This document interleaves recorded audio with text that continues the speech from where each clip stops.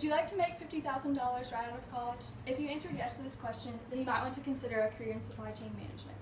Now, looking for a job is a daunting task. However, looking is not the hardest part. The hardest part is actually getting the job.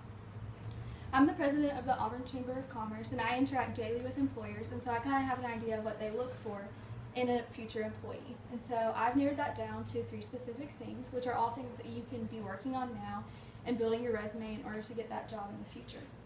Firstly, we have experience, so any work that you had. Secondly, we have leadership and communication skills. And thirdly, we have GPA.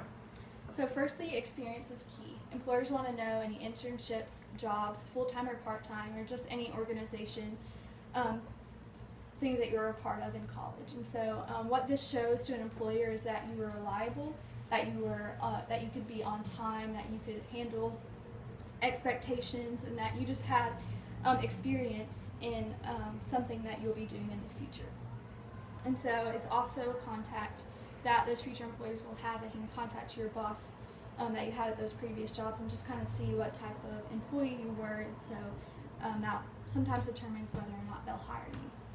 And secondly, we have your leadership and communication skills. Now this kind of goes back to your experience. And so if you were the president of an organization, or if you had any leadership positions in any organizations, or even a higher level position at a company, this will reflect well on how you'll do as a manager in a company.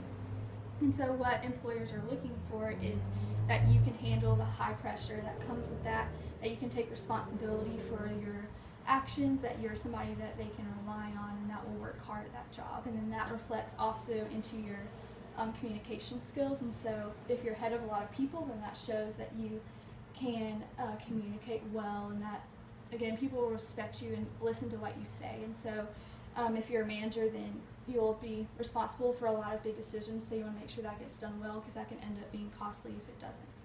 And thirdly, employers will look at your GPA. This isn't a make it or break it for getting a job, but a lot of times it is for an interview, and so there are cutoffs for that. So you want to make sure that you maintain a good GPA, so that can just show that you worked hard as a student and that you took it seriously, which a lot of times will translate into the professional world.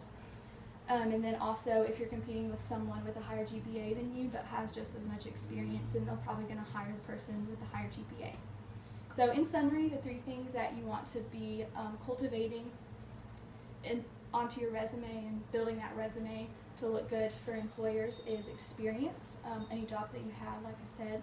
Secondly, leadership and communication skills, and thirdly, your GPA. And so now I encourage you to go apply for those internships, get those jobs, and start studying.